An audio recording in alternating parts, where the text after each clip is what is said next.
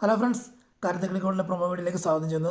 അങ്ങനെ സുനന്ദ വീട്ടിലിരിക്കുമ്പോഴത്തെ അമ്മ പറയുവാണ്, മോളെ കല്യാണം കഴിക്കുക, കുഴപ്പമൊന്നുമില്ല, കല്യാണം കഴിയുമ്പോൾ ഇതെല്ലാം മാറും, നിൻ്റെ ഇപ്പോഴത്തെയുള്ള ശോകമൊക്കെ മാറും, കാരണം ഇപ്പോൾ അവനെയൊക്കെ ആലോചിച്ചിട്ടുണ്ടെങ്കിൽ യാതൊരു കാര്യമില്ല എന്നുള്ള രീതിയിലൊക്കെ പറയുമ്പോഴത്തേക്കും സുനന്ദ അത് കേട്ട ഭാവം കേൾക്കാത്ത ഭാവം അടിച്ച് ഇരിക്കുവാണ്.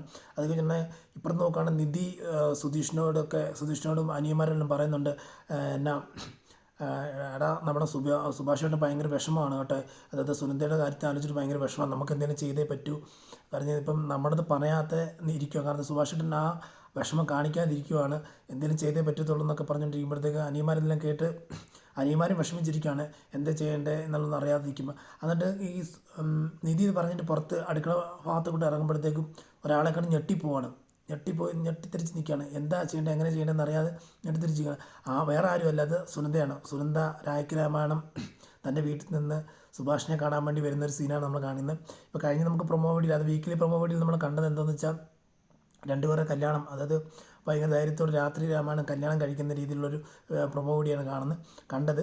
ഇനിയിപ്പോൾ അതുവേണ്ടി നമ്മൾ കാത്തിരിക്കാം, ഉടനെ തന്നെ സംഭവിക്കും. അപ്പം ഈ വീഡിയോ കാണുന്ന എല്ലാവരും ലൈക്ക് അടിച്ച് സബ്സ്ക്രൈബ് ചെയ്യാൻ വേണ്ടി ഒരിക്കലും ഓർമ്മപ്പെടുത്തിക്കൊണ്ട് ഇവിടെ പറയുന്നു. Thank you.